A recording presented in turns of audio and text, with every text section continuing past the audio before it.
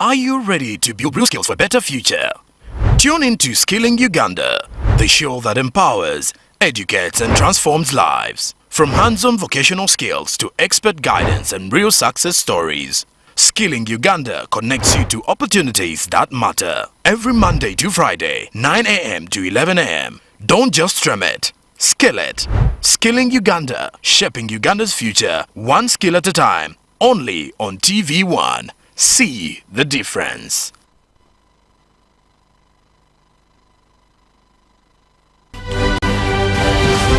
Don't miss on TV1.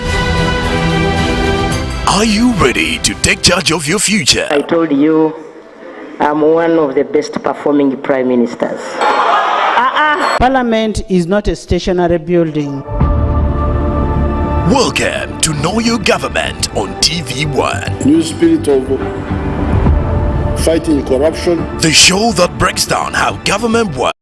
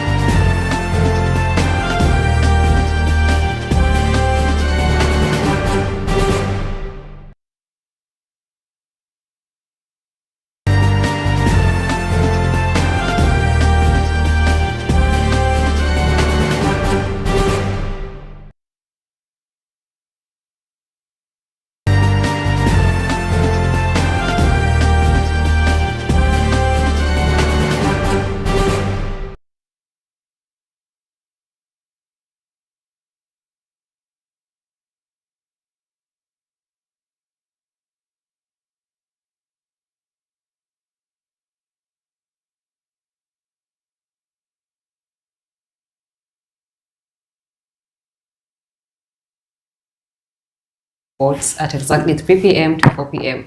We are now back with our Today in History segment, and today we are going to be talking about Diana Ross, who was born in the year of 1944 on 26th March. She is an American pop star, and her professional career sparked off in the year of 1959. So why are we talking about Diana Ross today, as in our Today in History segment? Because most times we are, teaching about historic facts, a lot that's happening, that has happened in the world as it has kept on revolving.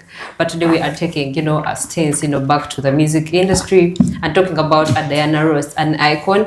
She was first a member of a group that was called the Primates, which was later on renamed to be called the Supremes, and later on she became a solo artist. And she is quite known for her long time in the music industry. So because years later she is still very known, and she's still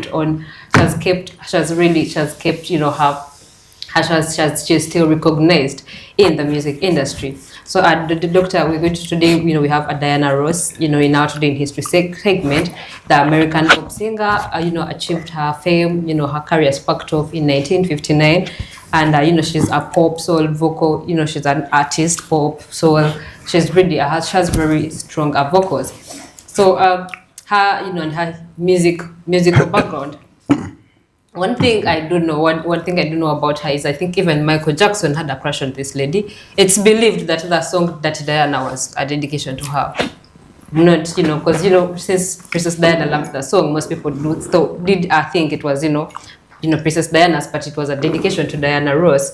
And there were many times where Michael Jackson actually talked about her. So, but away from that, her music and the fact that she has been able to stay in the industry and to stay relevant for quite a long period of time is what we are talking about today in our history segment, to reflect on her, how actually our Ugandan artists can actually what can they pick from her to try and maintain this kind of relevance. It's the system. Someone who cannot have a career that spans almost 6 decades, and we call that chance. It's system. Everything is very systematic, but you don't have to forget if you're emphasizing that she started their career in the 50s, in the 60s, America was a little bit a very segregated society, most especially when it came to black people and black musicians. Of course, Diana Ross being one of them, it was very, very hard for black musicians to make it through around that time. It was very, very, very hard in that case. What I'm trying to say is that specifically, blacks were looked at, black musicians were looked at as people that were doing vernacular music, and it wasn't so much that was cutting across in most American states. So they were a little bit specific in certain states, but she was in position to put up a very, very, very strong career that has been in position to inspire so many people. Of course, around the 60s, the 70s, and the early 80s, you've talked about her, Michael Jackson having a crush on her. Actually, she introduced Michael Jackson. She's the one that world. Yeah, Michael Jackson was from the Jackson 5s, the band.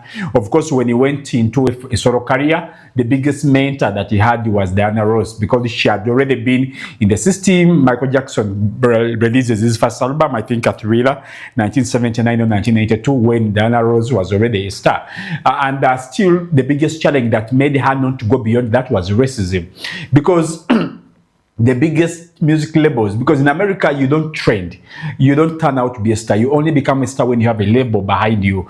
It has to be either Columbia, it has to be Warner Brothers, it had to be a label that signs you up. And the fact that she was a black woman, no one wanted to sign her up, irrespectiveness of the immense vocal abilities and the talent she had. She was very, very extreme. Actually, that accounts for the reason that's why she did so much blah, because she failed to get a serious label that would sign her up. But of course, she was in position to take it on, and she has been in position to inspire so many black women. Around that time, the list that she so much inspired, you can talk about Tina Turner, you can talk about Aretha Franklin. Those are some of the biggest black names, or names that were a little bit even instrumental in the late 70s and the early 80s, most especially black musicians. So she stands out as an icon, not only music, but also for culture. Music is so much looked at as a cultural kind of a tool that the blacks have been in position to have. And she has been in position to inspire so many people. You don't hear a speech from a Beyonce, from Rihanna, and then they don't talk about Diana Ross. You don't hear a speech from Mariah Carey, Britney Spears, maybe Britney Spears, not right, but you don't hear a speech from Whitney Houston, and they're not talking about Diana Ross. The fact that she was one of the first black women that made it for that in that successful industry, she has been positioned to inspire many. Some of her greatest labels, one of her biggest songs, I think, is called Endless. She had that,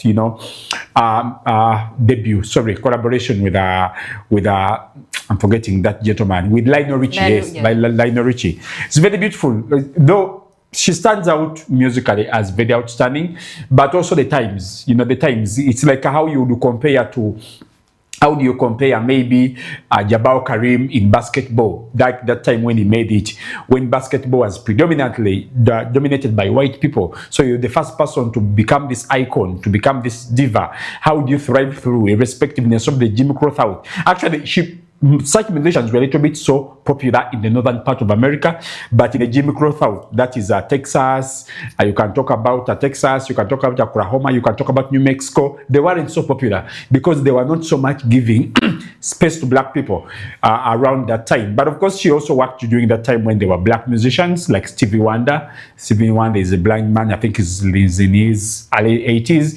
You can talk about those are some of the musicians. She didn't so much rise to the fame of Whitney, to the Beyoncés of the time and Rihanna, but at least she was a cultural icon, and she had been in position. She was in position to pave way for the so many black musicians, most especially the girls, the divas, the queens like Beyonce, like Rihanna. They so much talk about her that she was at least the first person to put down her back that they've been in position to stand on, and they've always been in position to cherry her and to celebrate her. I thought if a producer can have a tune, one of her songs, maybe you can listen to a verse or two. She was really powerful. When it came to vocal abilities, of course, she was not, her vocal ranges were not so much that deep like those of Whitney. Yeah, because I think there's a song she has called, whether it's an album or a song, or Up Mountain High, how it was a bit light. I really, I would sing for you, but you guys need to pay for my great vocals.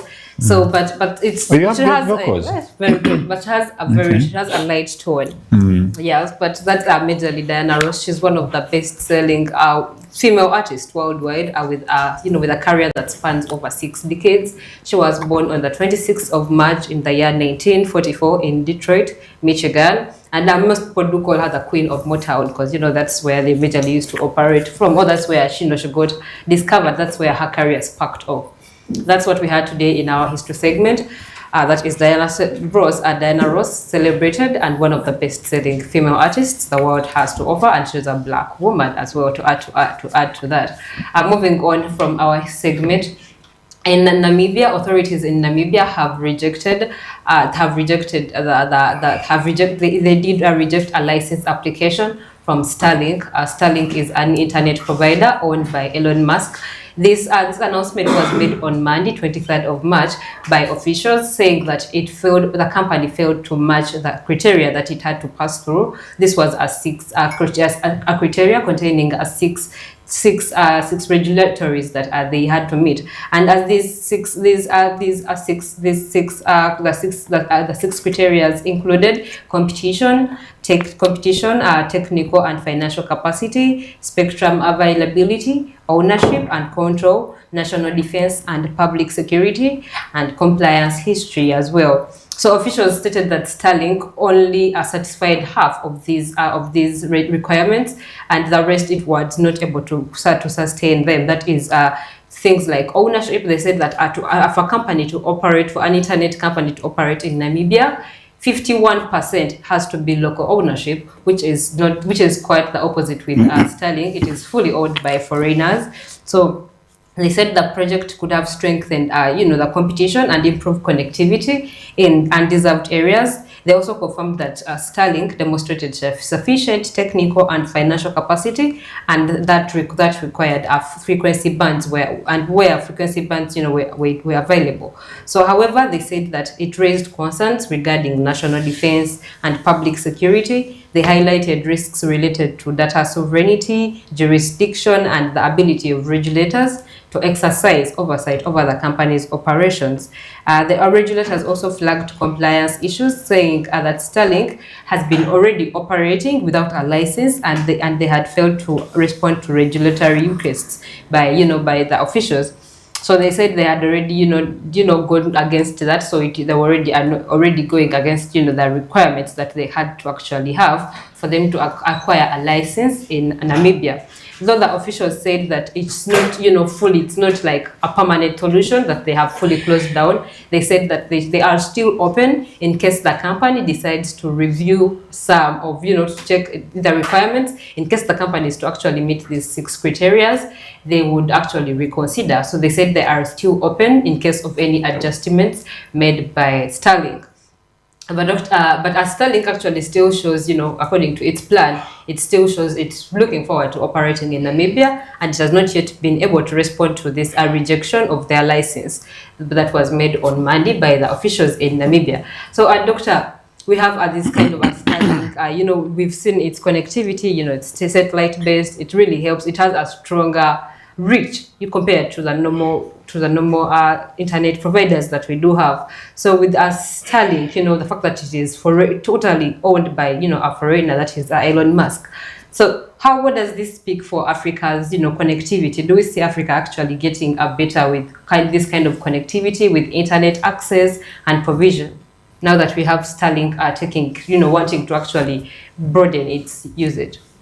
Yeah, you don't have to forget that Uganda was one of the first countries that rejected, Of course, internet service providers have a lot of issues.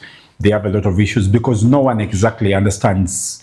If someone is in position to put up a gadget like that in your space, most especially when you don't have the technical know-how rather, of knowing exactly how it operates, it's a little bit of a security conscious kind of move. Namibia is one of those countries where their diamond